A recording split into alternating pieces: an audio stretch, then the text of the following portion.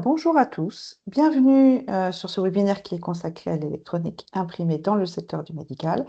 Je suis Sandrine Beaufils, je suis la déléguée générale adjointe de la Fédération de l'électronique française, autrement dit la FDEF, et je serai aussi également votre Madame Loyal pour ce webinaire. Alors, pour la bonne organisation de notre échange, je vous invite à poser vos questions directement dans le chat.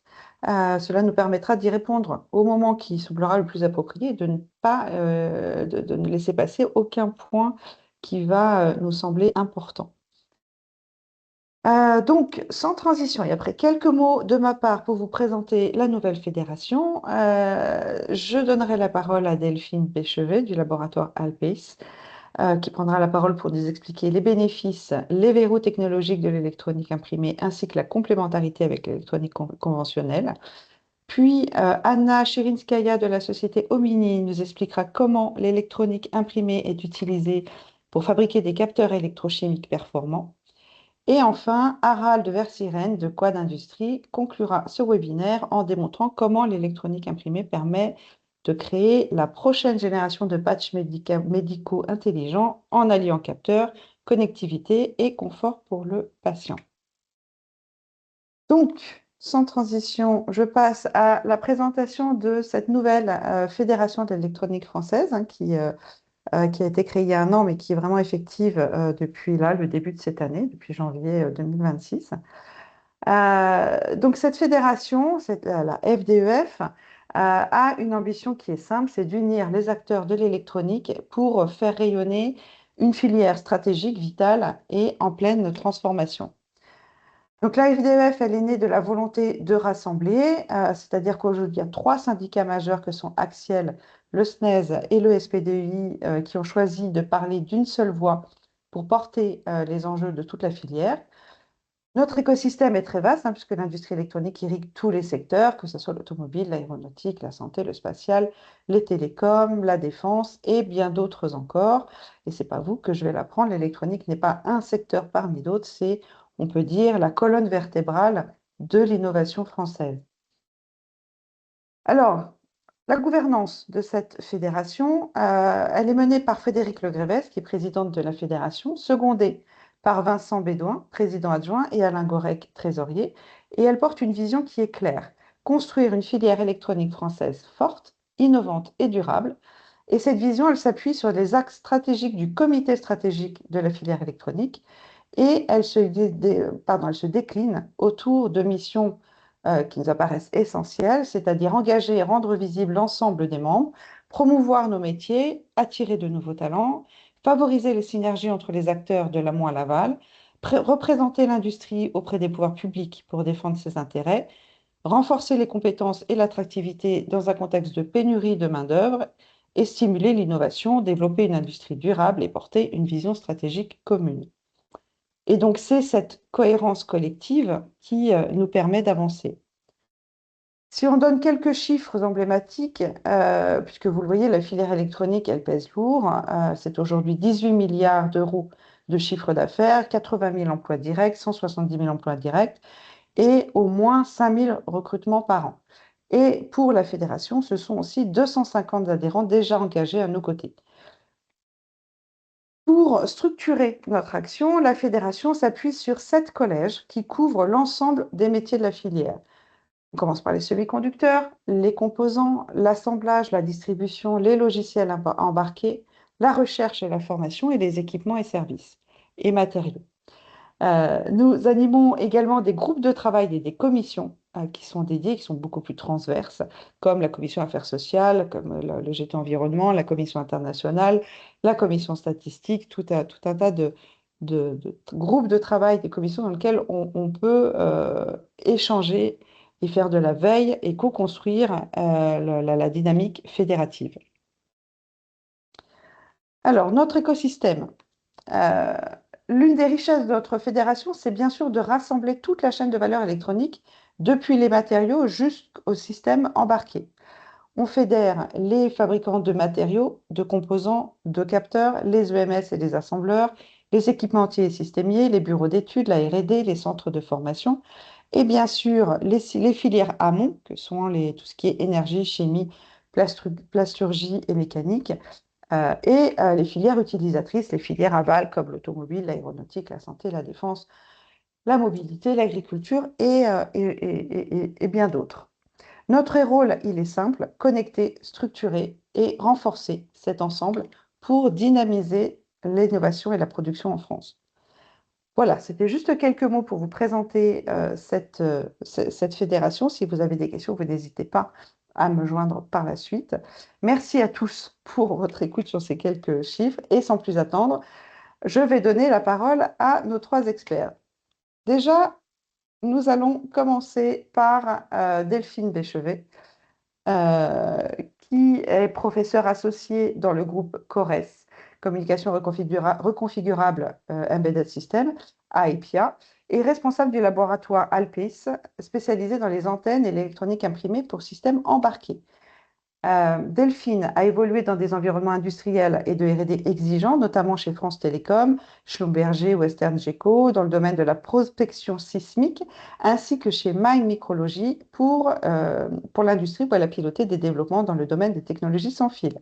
Elle a également mené des travaux de recherche à UCLA sur la miniaturisation de dispositifs RF par métamatériaux.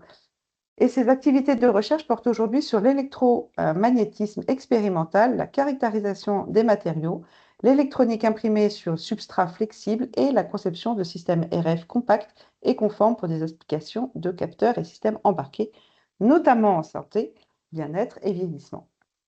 Delphine, c'est à vous. Merci. Je vais partager ma présentation.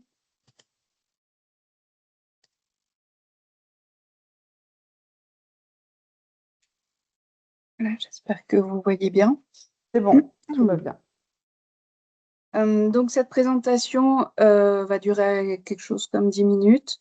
J'aimerais partager avec vous mon point de vue sur l'électronique imprimée, notamment dans le secteur de la santé. Et c'est pour ça que je vous ai mis une petite phrase vers une électronique minimaliste. J'aurais pu mettre un point d'interrogation.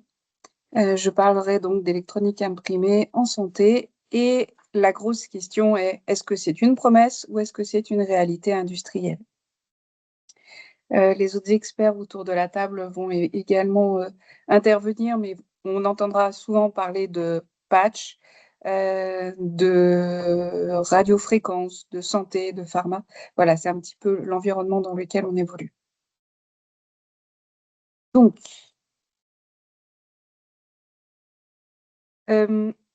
l'électronique imprimée, c'est un marché en train de basculer. Pourquoi un marché en train de basculer? On va faire un petit peu les anciens combattants. Il y a 25 ans, 26 ans presque, on commençait à parler d'électronique imprimée, pas sous ce nom-là, mais on parlait d'électronique low cost, minimaliste, voire autrement que l'électronique conventionnelle. Je reviendrai là-dessus sur mes définitions. En tout cas, à ce jour, ce que disent les chiffres, ils prédisent.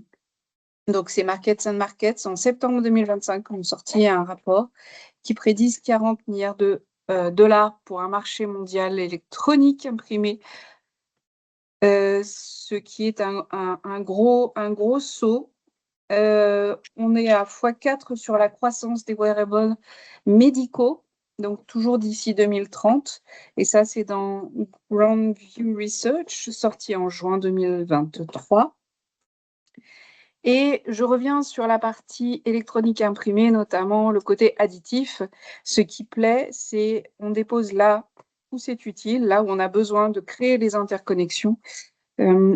Zéro déchet, c'est un petit peu un clin d'œil, mais on a moins de déchets qu'en électronique conventionnelle, moins de déchets chimiques, et on a moins de matière dépensée.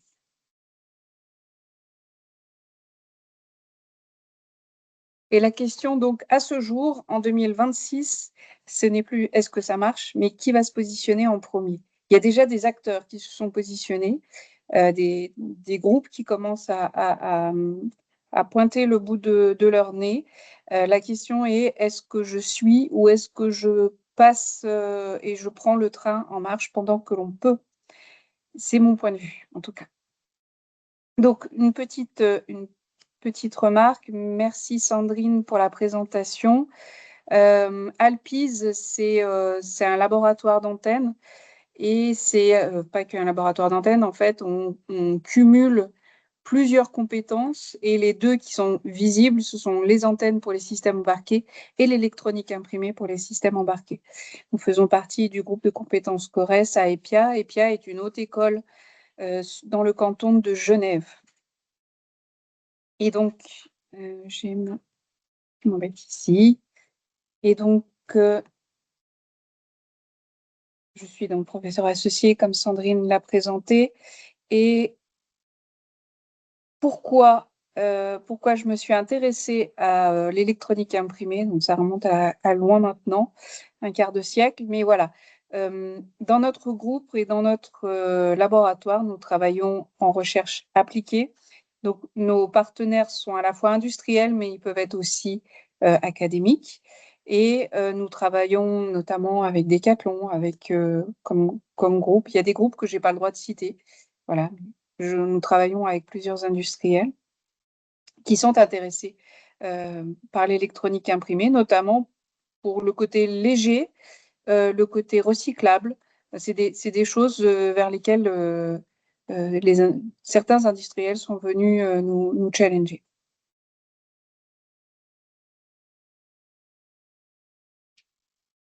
Donc, je vous disais tout à l'heure, on a une double expertise d'un point de vue radiofréquence, mais également d'un point de vue électronique imprimée. Et derrière ça, en fait, pour avoir une expertise en électronique imprimée, c'était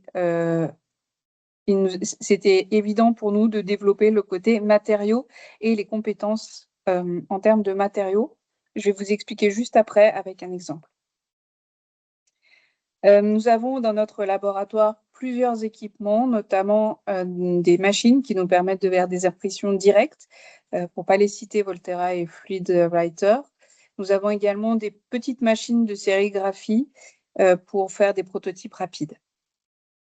Et puis, ici, aujourd'hui, je suis là pour témoigner aussi en tant que praticienne, mais de ce que j'ai observé depuis les 25 dernières années, de ce qui marche, ce qui résiste, ce qui va peut-être arriver. Et là, en termes de marché futur, je crois que le médical est en attente de ce que l'on peut leur proposer.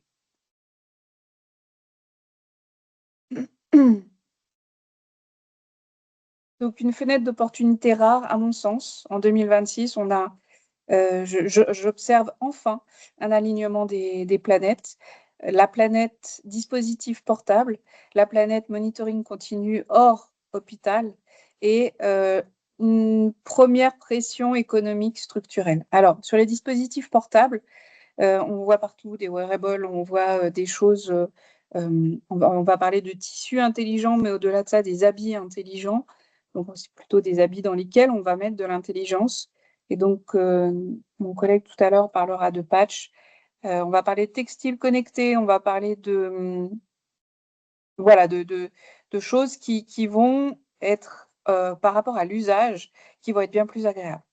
D'un autre côté, quand on discute avec les chirurgiens des hôpitaux, et c'est mon cas, ils nous disent « Ah, si on pouvait avoir le patient à la maison, lui éviter de revenir à l'hôpital juste pour voir que tout va bien, et le monitorer à distance, ce serait génial. » Notamment, quand il me dit ça, il parle des maladies nosocomiales notamment, et il parle aussi de l'impact qu'a la personne lorsqu'elle se déplace, notamment les personnes qui sont dans des lieux plutôt ruraux. Elle va se déplacer plutôt en voiture, et dans ce cas-là, le chirurgien lui-même est intéressé à diminuer son impact et à diminuer l'impact de son activité. Alors, je vous ai mis quelques références que j'ai trouvées par-ci, par-là, notamment le fait qu'entre 2021 et 2023, Medicare a recensé une observation de plus 82% de télésurveillance, sachant qu'il y a une demande, comme je vous le disais tout à l'heure, suite au témoignage du chirurgien avec lequel je travaille. Sur la pression économique structurelle, je dirais que les industriels avec qui j'ai discuté recherchent vraiment les procédés additifs depuis le Covid, je dirais, et puis depuis en fait qu'on a pu observer des pénuries d'approvisionnement de composants électroniques, de certains composants électroniques, hein, on se retrouvait avec 72 semaines pardon, de délai d'approvisionnement sur certains composants. Eh bien, il y a eu un virage qui s'est opéré, en tout cas, c'est ce que j'ai pu observer. Voilà, on pourra rediscuter sur cette partie-là si vous le souhaitez.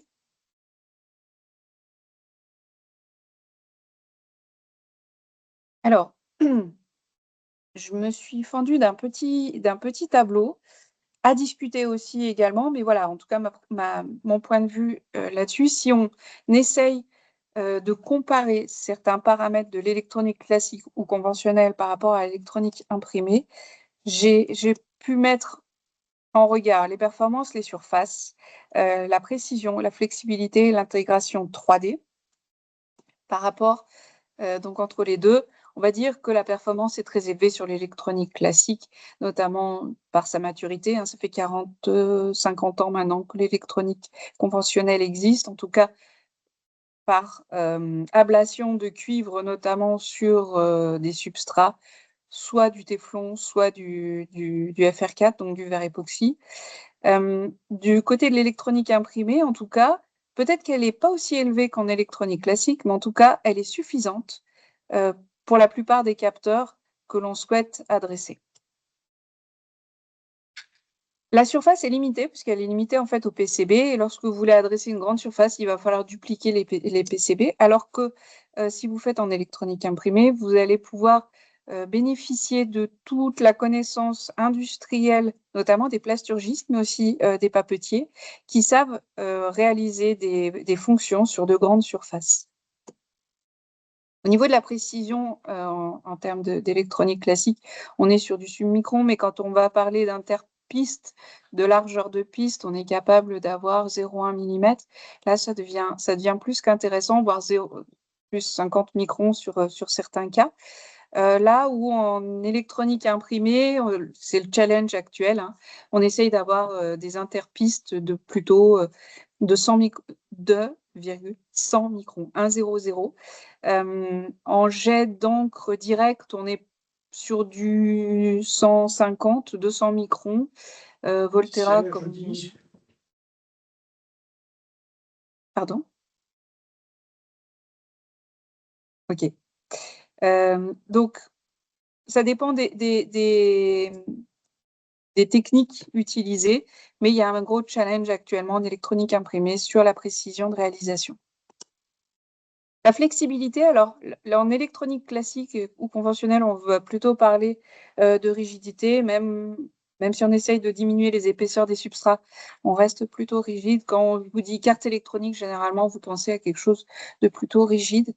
Là où en électronique imprimée, c'est plutôt intrinsèque que ce soit souple. Et là, on va plutôt parler patch, on va plutôt parler adaptation au corps, notamment pour le cas médical. Et enfin, intégration 3D. Alors là, en général, on rajoute de la mécanique pour faire l'intégration 3D. Je pense notamment à la souris que l'on utilise tous, plus ou moins, mais en tout cas, moi j'en ai une dans les mains là actuellement. Bah, si je l'ouvre, dedans, il y a une carte électronique en technologie conventionnelle. Par-dessus, il y a eu un packaging mécanique qui a été fait avec une fonction ergonomique, là où en électronique imprimée, en fait, on peut carrément réaliser les interconnexions et déposer les composants directement ou à l'intérieur ou à l'extérieur de la partie mécanique. Et donc, je reviens juste sur la partie électronique imprimée, qui est pour moi, un procédé additif. On dépose là où c'est utile, pas de gravure, pas de bain chimique et moins de matière perdue. Alors, vous me direz, oui, mais si j'utilise du Kapton, j'aurai quelque chose de flexible. Certes, mais le Kapton déjà reste assez onéreux. Et ensuite, on reste sur une logique classique conventionnelle, là où le substrat ne devient pas une fonction. Et c'est ma prochaine slide, là où je vous annonce que tadam, le matériau devient une fonction du système. Alors, quand on reprend des bases de l'électronique conventionnelle, on a un substrat, le FR4, le verre époxy, qui a une fonction au départ qui est purement mécanique. Et ce matériau-là, par-dessus, on va rajouter, donc il y a des propriétés physiques et mécaniques, et par-dessus, on va rajouter des interpistes, des interconnexions conductrices pour pouvoir connecter les composants entre eux. Maintenant, si on regarde ça sous l'angle de la radiofréquence, le matériau, et notamment aux fréquences élevées, le matériau, qu'il soit FR4, téflon, céramique ou autre, il intervient lui-même dans le bon fonctionnement des fonctions radiofréquences. Et c'est là où ça devient intéressant et c'est là où on a commencé à déconstruire et qu'on a fait un changement de paradigme. C'est de se dire, mais attends, le matériau, quand on fait de l'électronique imprimée, on peut choisir n'importe quel matériau. Il suffit juste, entre guillemets, de connaître ses propriétés. Si on parle du matériau substrat, support, mécanique qui va contenir ou supporter du moins les interconnexions conductrices, on a besoin de connaître sa permittivité relative, notamment en fréquence. Et c'est là où on commence à s'amuser et à dire, tiens, le matériau, on va le prendre comme une fonction réelle de mon système. Et là, j'obtiens une information.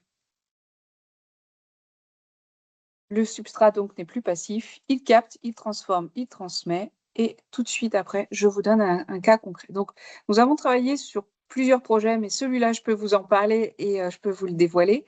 Le contexte était celui-là. Il était que c'était pour... donc, il y en a un autre en cours. Hein. Le but du jeu étant de mesurer un dépassement de seuil de température. On ne veut pas monitorer, dans la chaîne du froid, en tout cas, la solution qu'on a proposée, on ne veut pas monitorer la température du départ à la fin. Ce que l'on veut savoir, c'est est-ce qu'à un moment donné, la température a été dépassée et suffisamment longtemps, de telle sorte en tout cas, que le vaccin ou le médicament, vous savez qu'il y a de nombreux médicaments qui doivent rester au réfrigérateur avant d'être inoculés. Donc, est-ce que ceci a été exposé à une température suffisamment élevée pour que le médicament devienne complètement inopérant? Et donc, on n'a pas besoin de monitorer tout le long, on a juste besoin de mesurer ce seuil. Et donc, la solution imprimée que l'on a proposée était de réaliser un capteur imprimé directement sur l'emballage ou dans l'emballage. C'est l'avantage de la radiofréquence. On n'a pas besoin d'être en ligne directe, en visée directe. Et on a utilisé à l'époque des tags RFID, UHF, mais qu'on pourrait très bien aussi faire en NFC. Et derrière, on peut venir faire une lecture avec le smartphone. Toujours est-il que nous avons fait cette mesure et nous avons utilisé la technologie UHF. Et l'objectif est de passer en dessous de 0,5 € et d'avoir une rentabilité des 50 000 unités par an.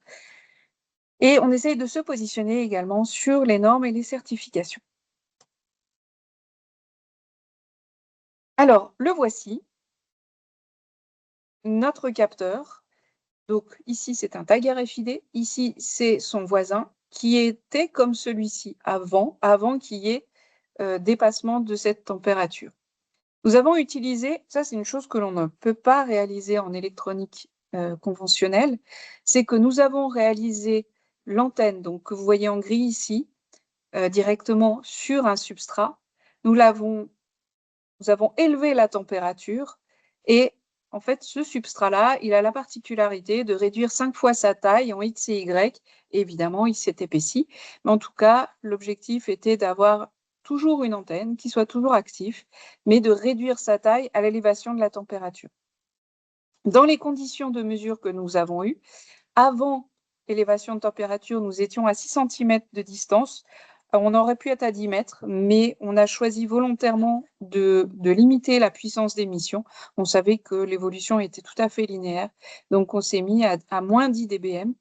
Et notre antenne fonctionnait à 6 cm. Une fois qu'on a eu élévation de la température, réduction de la taille, dans les mêmes conditions, on a obtenu 1,3 cm. Et donc, ce capteur-là, il est il est irréversible. C'est-à-dire que si la température redescend, la matière ne revient pas à l'état initial. Mais ce que l'on souhaitait, c'est qu'on puisse quand même continuer à lire les informations pour montrer qu'ils n'avaient pas été dégradés. Donc, on a une certaine fiabilité de l'information. Ce que cela change, c'est que notre système est passif. C'est un tag passif sans batterie, aucun composant actif. Et la clé, c'était notre matériau et l'instrument, qui était notre instrument de mesure. On a intégré tout cela donc dans un système radiofréquence et on peut imaginer donc des nouvelles fonctions émergentes. Et on s'est dit, mais là, on a mesuré la température. Quelque part, on a mesuré la température, mais pas directement. C'était via une mesure indirecte, mais on peut très bien faire la même chose en faisant des extensions comme la mesure d'humidité, la mesure de COF, de composés organovolatiles, la mesure de pression, de pH, de déformation mécanique, de contrainte, etc. Si on fait attention aux matériaux qui constituent notre dispositif. Alors, un petit clin d'œil pour mes collègues industriels. Donc, ce que l'industrie appelle verrou, en fait, ce sont des marchés en attente de solutions. Nous sommes là, on travaille dessus et je vois 4 points pour moi pour l'instant et à discuter évidemment, hein. La partie standardisation, normalisation et certification, le marché de la qualification puisqu'il va falloir revoir les choses. On ne peut pas juste prendre la certification de l'électronique conventionnelle et la dupliquer sur l'électronique imprimée. La partie interface et connectivité, effectivement, on ne peut pas prendre les méthodes, les outils exactement et les transmettre comme ça en électronique imprimée. Il faut qu'on fasse attention. Et puis, les procédés et les équipements d'impression. Là, pour moi, c'est le cœur de la valeur à construire. Il y a beaucoup de choses à construire en électronique imprimée. Mais voilà, là, maintenant, ça devient sérieux. Donc, petit clin d'œil aussi, pour avoir fait des analyses de cycle de vie sur des tags RFID réalisés en électronique conventionnelle et en électronique imprimée, on a montré qu'on divisait par 2 l'impact énergétique lorsqu'on utilisait l'électronique imprimée. Et pour conclure, face à ma question au départ, pour moi, l'électronique imprimée, ce n'est pas un remplacement de l'électronique conventionnelle, mais c'est une extension. Et elle agit là où l'électronique imprimée, là où l'électronique conventionnelle ne peut pas être aussi performante. Et donc, si vous faites de l'électronique rigide aujourd'hui, je vous pose une question. Quel capteur dans votre produit actuel pourrait devenir une fonction du substrat ? Penser système, créer des nouvelles fonctions, c'est un petit peu notre leitmotiv. Et voilà, la santé en bénéficie et la santé en a besoin.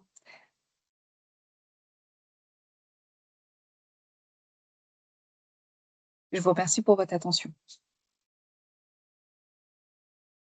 Merci beaucoup Delphine. Si vous avez des questions pour Delphine, n'hésitez pas à les poser dans le chat. On y reviendra à la fin des 3 présentations. J'ai bien vu qu'il y en avait déjà une qui était là.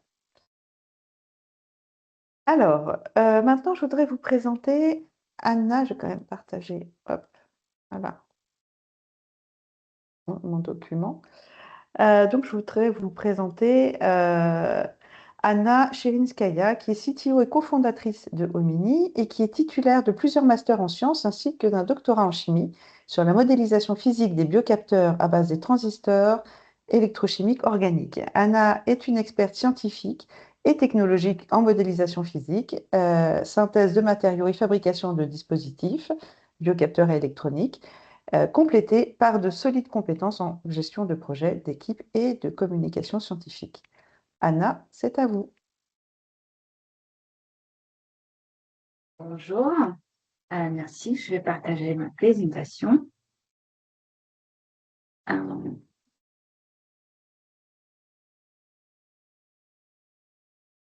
J'espère que vous le voyez. Ça va venir en gros. Si vous pouvez la mettre en... Voilà, super. Bravo. Merci beaucoup. Du coup, ma présentation, ça fait un petit peu la suite de la présentation précédente. Et je vais vous parler de l'utilisation de l'électronique imprimée et surtout les sérigraphies pour réaliser le capteur dans le domaine biomédical. Chez Omini, on se concentre sur les biologies en forme de capteurs qui servent en médecine personnalisée et au point of care. Je vais commencer par vous dire quelques chiffres et besoins dans les points of care actuellement. Actuellement, dans le monde, nous avons plus d'un milliard de personnes qui vivent avec les maladies chroniques. Et ces maladies chroniques, ils ont très peu suivi, à l'exception de maladies chroniques telles que le diabète, qui est suivi par les dispositifs de point of care. Les maladies chroniques, ils sont extrêmement coûteux pour les systèmes de la santé et pour les patients. Nous avons les maladies chroniques qui sont les plus coûteuses, telles que les maladies cardio-rénales et en l'occurrence l'insuffisance cardiaque. Nous avons plusieurs millions de patients qui vivent avec l'insuffisance cardiaque. L'insuffisance cardiaque, c'est la maladie qui manifeste par l'incapacité du cœur d'amener le sang nécessaire dans l'organisme des patients. Et du coup, les maladies chroniques telles que l'insuffisance cardiaque, ils sont responsables pour plus de 80% des coûts dans le système de la santé, surtout dans le système de la santé européen ou, par exemple, l'US, les pays développés. Et ce problème, il va s'accentuer dans les années à venir car les populations vieillissent et qui dit la population vieillissante dit qu'il y a plus de coûts côté santé et plus de maladies chroniques. Du coup, quel problème on est en train de résoudre chez Omni? Maintenant, à ce moment-là, nous avons les systèmes de santé assez réactifs. Surtout pour les maladies chroniques où les symptômes ils apparaissent assez tardivement et les traitements il n'est pas ajusté au quotidien ou les traitements de les symptômes il n'est pas ajusté avec les fréquences nécessaires. C'est ajusté avec chaque visite médicale, mais chaque patient il a besoin la médecine qui est plus personnalisée que ça. Du coup, chez Omini, on veut amener ce pic technologique qui permet de capter en temps réel les concentrations de biomarqueurs chez les patients pour pouvoir prendre les meilleures décisions sur concernant la santé de la patiente, par exemple, ajuster les traitements, convoquer le patient chez le médecin ou faire un autre type d'intervention. Et du coup, ça sert à stabiliser les patients avec les maladies chroniques et ça sert à garder ces patients stables tout le long de leur vie sans avoir les rechutes à cause d'aggravation de leur maladie. Du coup, nous sommes en train de concentrer sur l'insuffisance cardiaque. Nous fabriquons la plateforme qui est capable de mesurer plusieurs marqueurs qui sont l'indicateur de la santé des patients qui souffrent d'insuffisance cardiaque. Nous sommes en train de développer la bandelette qui contient plusieurs capteurs sur sa surface. Les capteurs ioniques, les capteurs de protéines et les capteurs de métabolites. Euh, pour pouvoir accéder aux indicateurs de la santé des patients souffrant d'insuffisance cardiaque. Donc, qu'est-ce qu'on capte exactement? Les meilleurs marqueurs qu'on capte, c'est les marqueurs des fonctions cardiaques. On peut accéder à l'état de dégradation du muscle cardiaque. Parce que les patients en insuffisance cardiaque, ils souffrent souvent des problèmes dans les muscles cardiaques et sa dégradation. Après, nous avons deux autres marqueurs, sodium et potassium, qui aident à accéder à l'état général des patients qui souffrent d'insuffisance cardiaque. Et les derniers marqueurs créatinine nous permet de voir l'état des reins des patients en insuffisance cardiaque.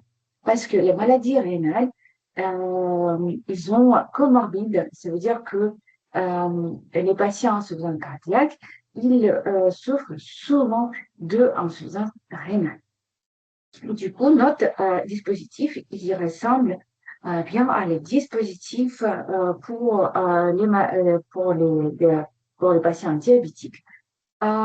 Du coup, les patients ici piquent au doigt, ils déposent une goutte de sang sur notre bandelette et ça nous permet de capter les concentrations des marqueurs dans une échantillon et envoyer ces concentrations et l'autre information à son médecin traitant ou à l'aide-soignant.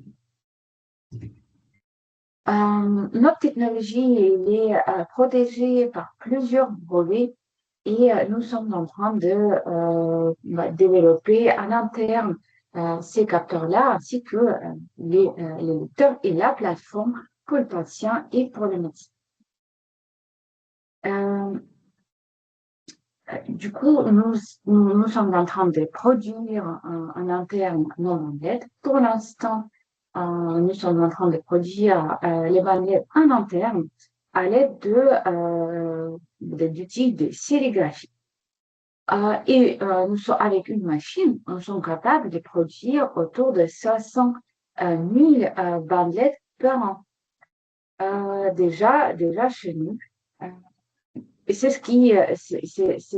ça la puissance de l'électronique imprimée que il suffit une machine pour produire tant de bandelettes et pour déposer différents matériaux sur les substrats. C'est ce qui est impossible avec l'électronique conventionnelle, surtout pas à ce prix-là. Les coûts de notre bandelette, c'est 1 à 2 euros avant l'optimisation des coûts. Du coup, c'est l'électronique imprimée qui nous permet de, même à petit échelle, d'avoir un coût qui est très abordable et produire quelque chose qu'on peut utiliser pour recherche et développement et après aussi pour aller faire des études cliniques et faire tous les tests nécessaires. Du coup, ici, vous voyez les substrats qui nous sommes en train d'imprimer. Les substrats, c'est ici, en l'occurrence, c'est carton. On imprimé avant sur les cartons et on imprime aussi sur le plastique, qui est moins cher, le PET. Ici, ce sont des grandes feuilles d'essai qui nous avons imprimées avec déjà plusieurs. Ici, c'est un autre exemple, les plus petites feuilles, pour vous montrer à quoi ça ressemble l'impression des bandelettes pour les recherches et développement. Ici, vous voyez plusieurs matériaux différents qui sont et aussi l'apparence des électrodes imprimées. Nous sommes capables d'imprimer en moins 5 couches superposées sur les substrats en plastique qui en occurrence est flexible. C'est pas parce que vous avez besoin de quelque chose de flexible, c'est juste parce que c'est facile à manipuler. Ici, vous voyez le premier rond, c'est l'électrode en carbone imprimée avec les encres qui sont en vente chez les commerçants. Et les couches blanches autour, c'est les diélectriques, donc les plastiques. En bas, vous voyez les couches d'argent imprimées aussi avec les diélectriques. Nous sommes capables d'imprimer des différents types de matériaux aussi. Nous sommes capables d'imprimer les encres métalliques, les polymères conducteurs, les polymères qui ne conduisent pas, les diélectriques. Et nous sommes capables d'imprimer des lignes ou des parties très petites. Notre plus petite dimension, c'est 100 microns. Et cette dimension est répétable pour nos capteurs. Et vous voyez que les qualités, il est assez bon. Par exemple, sur les ronds que l'on voit en haut, vous voyez que les bords étaient très nets pour les petites dimensions. Voilà, c'est ce que je voulais vous dire sur ce qu'on développe chez Omni. Il faut savoir que on imprime pas tous les capteurs en entier, on imprime surtout la base des capteurs. Du coup, c'est les matériaux qui sont pas biologiques. Parce que dans notre capteur, nous avons aussi une partie biologique qu'on dépose à la main pour l'instant ou à l'aide des machines qui ajoutent les gouttes sur les surfaces. Mais les parties et la base de notre biocapteur, la base de notre bandelette, on l'imprime bien à l'aide de l'électronique imprimée. Voilà. Merci beaucoup.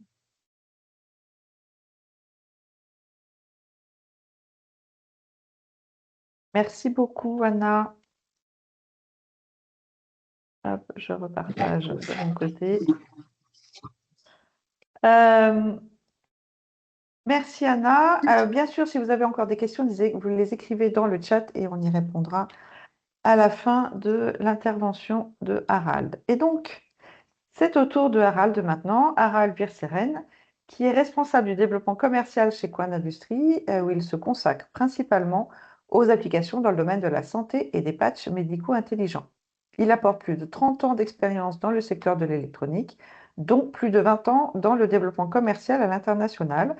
Et depuis 13 ans, Harald s'est spécialisé dans l'électronique flexible et imprimée, en aidant les clients du monde entier à transformer des concepts innovants en solutions industrialisées et évolutives. Harald, it's your turn. Thank you very much.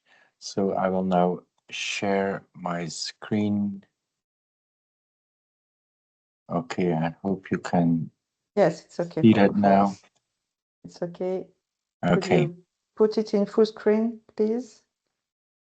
It's not in full screen? No.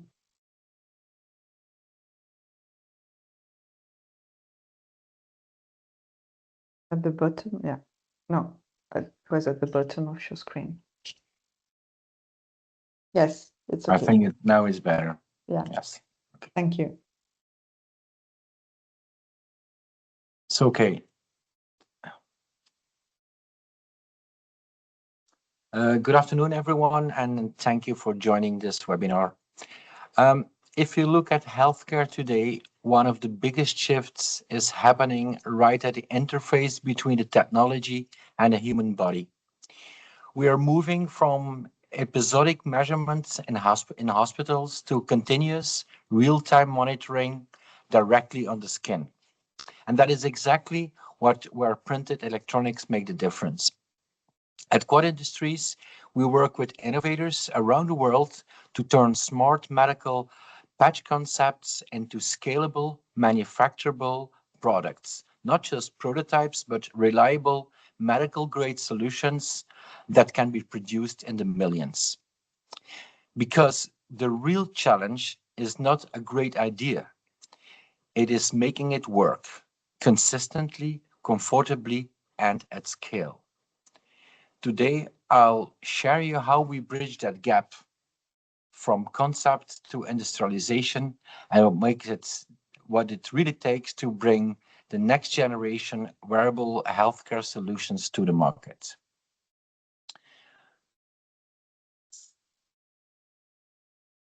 So we see that shifts where can you see the next slide? No. We are in the first one. We see only the first one. Yes, okay. Industry shifts. Okay, I'm sorry. So where early we had measurements where you go, for example, for a heart monitoring to your cardiologist, you would have to go and sit on a bike for a few minutes and some measurements will be done. Now, because electronics are so miniaturized, it's easy to make a small device where you can wear and monitor your heart, for example, for an extended time, up to 2 weeks, for example, where you have much better view on what your heart actually does during a more extended time. So at Quad Industries, I would have to change my screen here, sorry. Okay. What we do at Quad Industries is we have been making printed electronics for almost for 30 years. It was initially set up for HMI, so membrane keypads and touch sensors, where we shifted about 12 years ago to medical patches, electrode patches. So that is how we started. We have our headquarters in Belgium, between Ghent and Antwerp, and we have since 25 years our production in Slovakia. Since 2024, we are part of the NextNova group, and they also are a company that is focusing on screen printing, which is actually our production method, like my colleagues Anna and Delphine also mentioned. So what we actually do, we help our customers from a concept. They come with a concept to us, and with most of the time with a part of electronics, where they need then a patch to connect to the human body, which is then glued to the skin to measure electrical or electro biosignals. There is a design, and then we go to a whole phase of prototyping and testing certifications until we can go up to scale production. Most of the major parts of the electrical biosignals that we measure is for ECG, so heart monitoring over an extended time, EEG, which is then monitoring the activity of the brains, or EMG, electromyograph, which is the monitoring of how muscles and nerves act actually. Next to that, we can do with our patches, next to monitoring, we can also stimulate. So most of the time it's stimulating also muscles and nerves. It is used most of the time for pain relief, even phantom pains for people that had an amputation. There we can relieve that pain, or companies can do it with our patches. And this is most of what actually the stimulation patches are used for.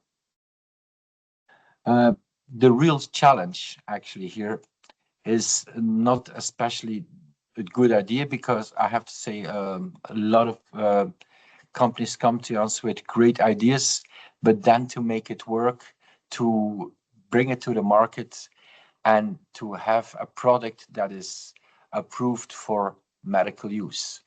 It has to be a consistent and strong signal quality to measure that to the electronics, and skin compatible. It has to be skin compatible, biocompatible, because we are placing something on a human skin. And it is a big difference if you wear a medical patch which is has a skin adhesive to your skin for a few minutes. If you compare it to something you wear for like 2 weeks, that's a whole other story. So here at Quad, we have a skin laboratory where we do these tests and we adapt our product that we will developing according to the specifications of what the company of our customers asks. So next to the wear time, we want it to be comfortable when it is for a long time to wear. Also, when we look at the global scale, our skins are different. The skin of a mature, normal, healthy people compared to neonates, fresh-born baby, that's not a skin. We need another type of skin adhesives. And we also see over the world that skin in Europe compared to Africa or India is different. So also there we make adaptations and special adapted skin adhesive to be used in different parts of the world. How we actually, yes, the next one.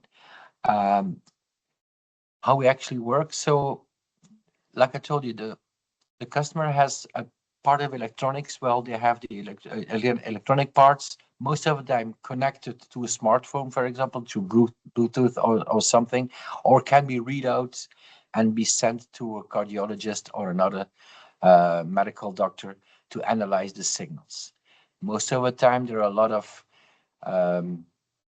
complex algorithms in that electronics parts to read out the signals and to make a first analysis of the signals that are measured. So our strength at Quad is that we have this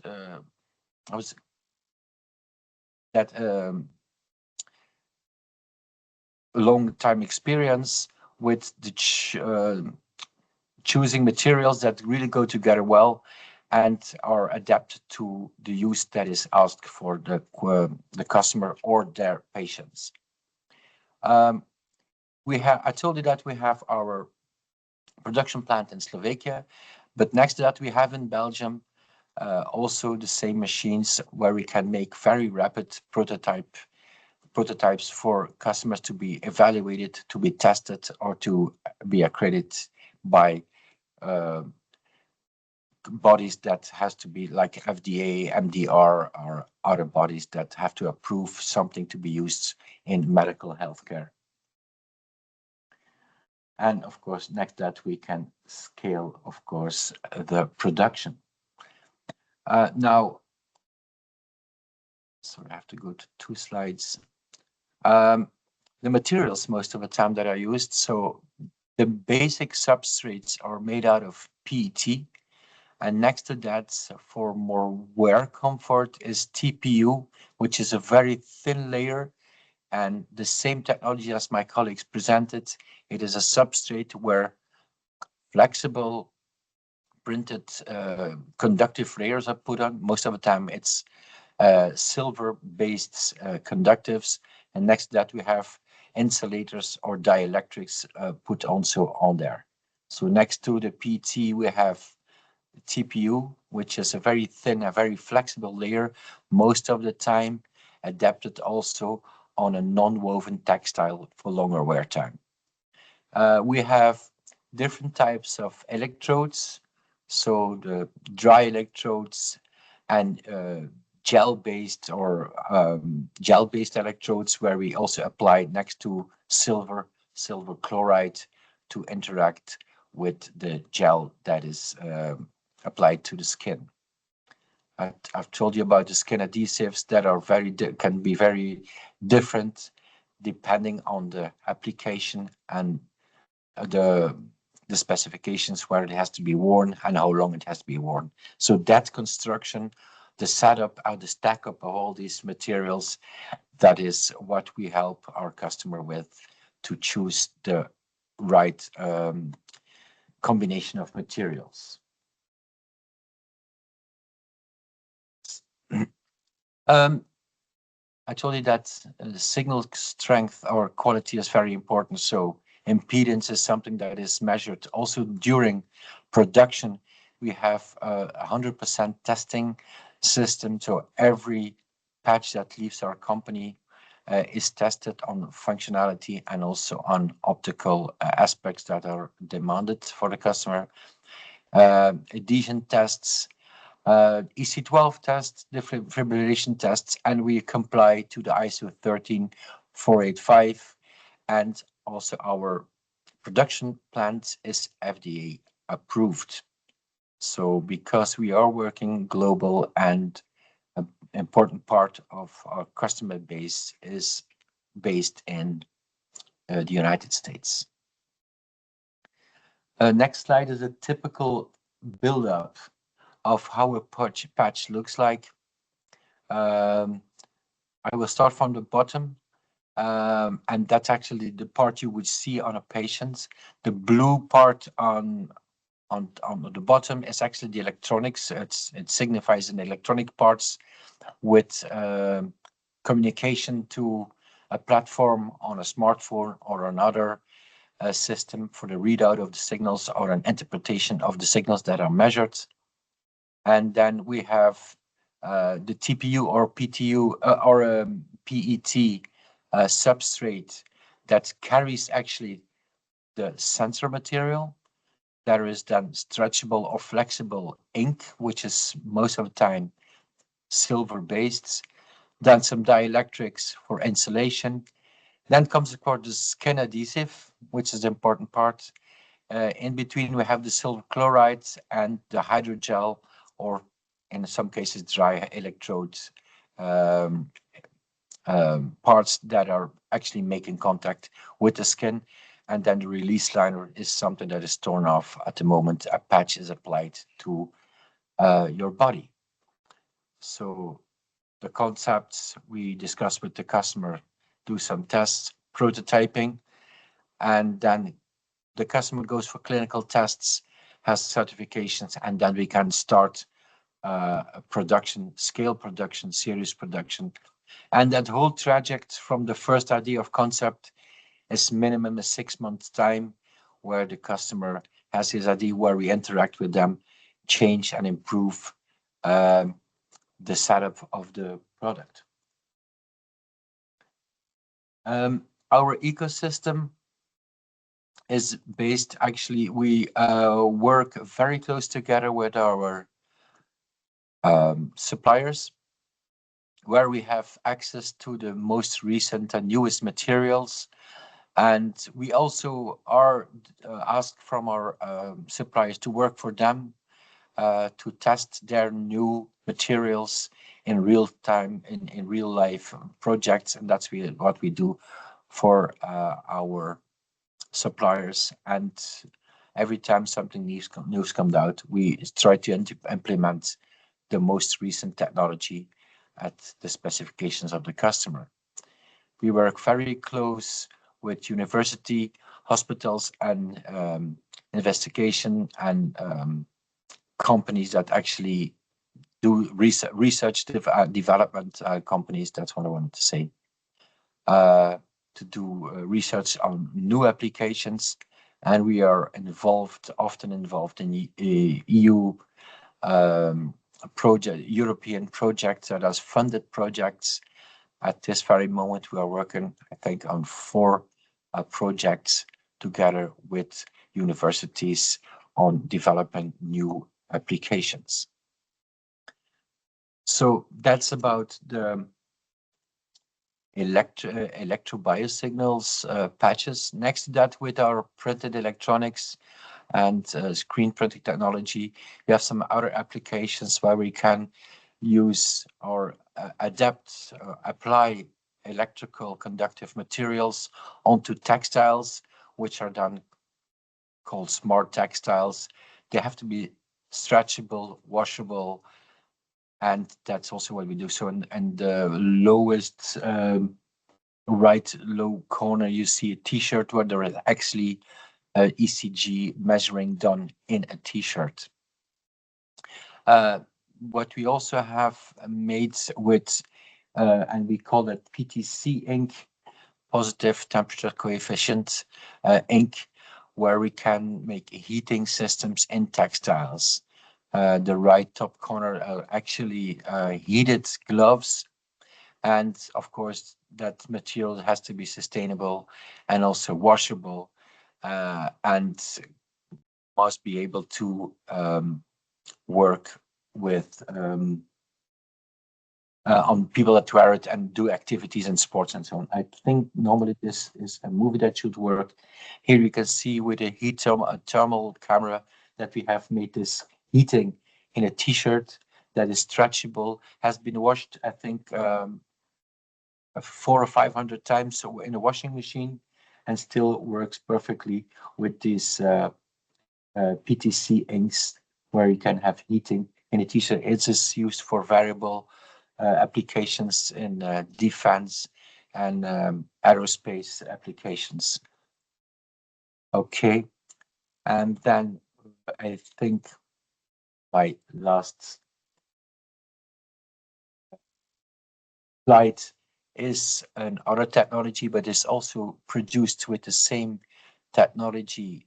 I mean, like screen printing technology, with another type of ink. It's FSR, so force sensitive resistive ink, that is that can actually measure force, relative force, I have to say.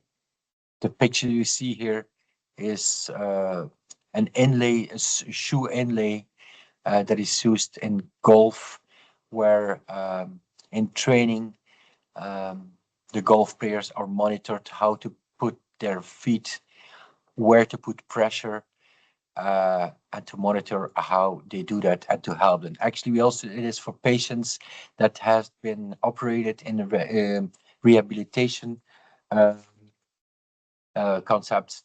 There also the patients are monitored and see on live on their app how they put their feet, how they put pressure on feet, for example, to learn to walk again. This is what this can be used for.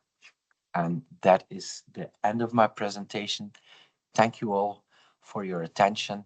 And if there are questions, I'll be happy to answer them. Now we'll have to stop sharing. Okay. Thank you very Back to much, you, Harald. Sandra. Thank you.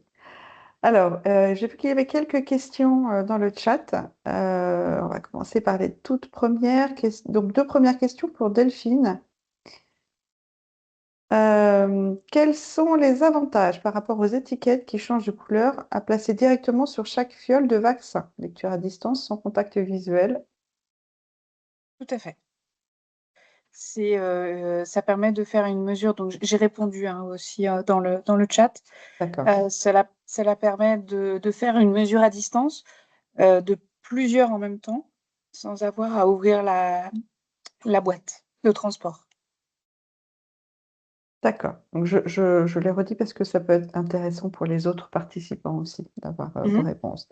Deuxième question, quel est le matériau support de votre antenne déformable et comment cette contraction affecte-t-elle le signal? Oui. Alors à l'époque, on le trouvait dans le commerce et ça s'appelait le plastique fou, qui était utilisé pour les activités manuelles. Et donc, de mémoire, c'est du polystyrène qui avait été étiré au préalable, refroidi rapidement. Et du coup, il reprenait une taille plus... quand on le montait en température, il reprenait la taille en fait, qu'il aurait dû avoir au départ. Maintenant, comment cela affecte le signal?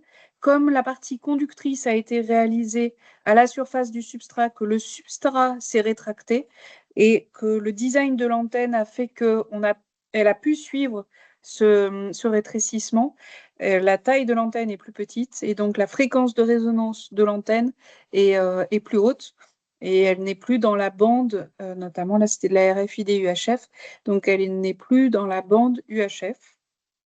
principalement UHF. Et du coup, l'impact, c'est qu'on perd 78% de la distance de communication. Merci beaucoup. Alors, une question pour l'un de vous trois. Je souhaite développer un capteur souple intégrant une mesure de température cutanée ainsi qu'un élément chauffant permettant de transmettre de la chaleur à travers la peau. Ce système est-il réalisable par circuit imprimé souple? Quels seraient les avantages ou limites de cette approche par rapport à une fabrication par photolithographie suivie d'une évaporation métallique? Alors, comme on a un tout petit peu dépassé l'horaire, si vous pouvez essayer de faire une réponse un peu synthétique et peut-être que on pourra se mettre en relation ensuite avec Parthiban Lebac qui a posé la question. Qui veut répondre à cette question?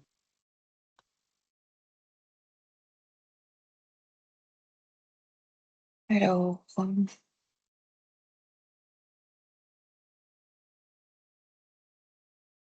grande mesure de température cutanée, ainsi qu'un élément chauffant.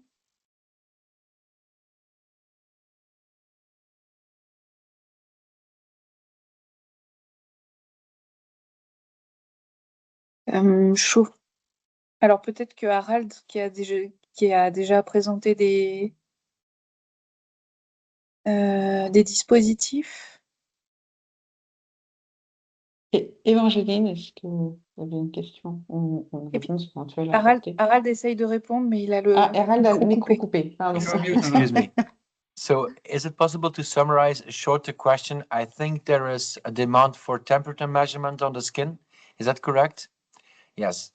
So Yes. what we basically do in our patches is measuring electrical biosignals. Temperature measurement as such is most of the time that has to be an extra electronic component be added in our patch. It is a possibility with infrared, most of the time infrared measuring. So that's something that can be discussed, but it's typically not cannot be printed. It will be an extra electronic component that has to be added on the electrical on the skin patch.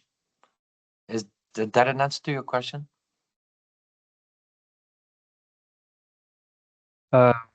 Yes, thank you for your answer. Okay, thank you. Merci. Évangéline Bénévent? Oui, bonjour. En fait, c'est pour la question concernant le capteur température imprimé, là, avec un élément chauffant. Donc, c'est tout à fait possible de réaliser ça par impression à partir d'éléments métalliques. On est en train d'en faire justement au laboratoire et on combine les deux. On est en train de combiner les deux, en fait. Donc, je serais ravie de pouvoir échanger avec Parthiban. Voilà, je vais vous envoyer un mail en suivant et je pense qu'on va pouvoir vous aider. Parfait, merci beaucoup. Parfait, merci. Merci pour votre réponse. Alors, je crois que je n'ai plus de questions en attente. On a quand même déjà un petit peu dépassé le timing. Donc, merci à tous pour votre attention. Merci pour votre engagement. Avant de vous quitter, une information importante, le replay de ces webinaires vous sera envoyé dans quelques jours et les présentations également de nos trois intervenants afin que vous puissiez revenir sur les points clés et les partager au sein de vos équipes. On reste bien évidemment à votre disposition pour poursuivre ces échanges et nous vous donnons rendez-vous très bientôt pour nos prochains événements. Très belle soirée à toutes et à tous. Au revoir, merci. beaucoup. Merci. Bye. Au revoir. Merci. Au revoir.